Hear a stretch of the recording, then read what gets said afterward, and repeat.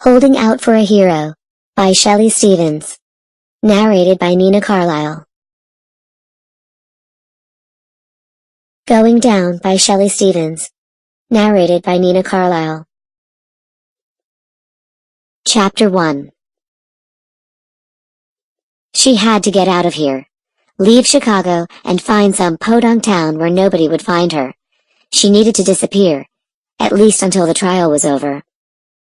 Eleanor Owens shoved an unsteady hand through her black hair and swallowed against the knot of anxiety in her throat that seemed to have taken up permanent residence since she'd been served the subpoena 2 days ago to testify against her ex-boyfriend. Like hell that was going to happen.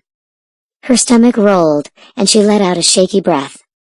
Easy for the court system to just beckon her to the witness stand to testify against James.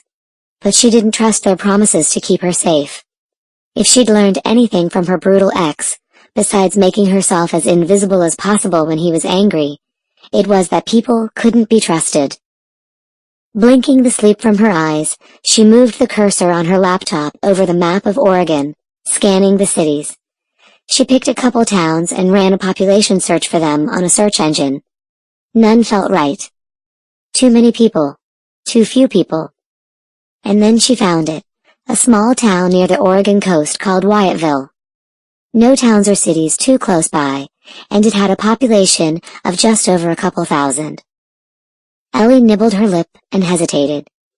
She was risking everything, abandoning her apartment, leaving all her yoga classes without a teacher, emptying her bank account, and essentially disappearing.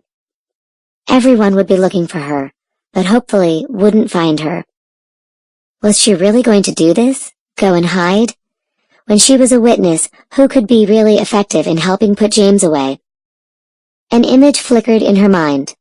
Lionel Maliano, a cop, sitting in his unmarked car across the street from her apartment while she'd been served.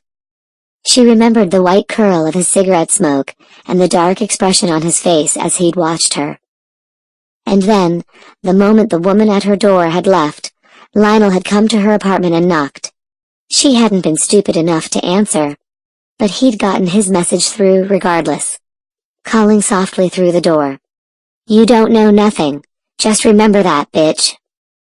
An icy shiver of fear slid down her spine at the memory, leaving nausea in its wake. She knew his words were a threat.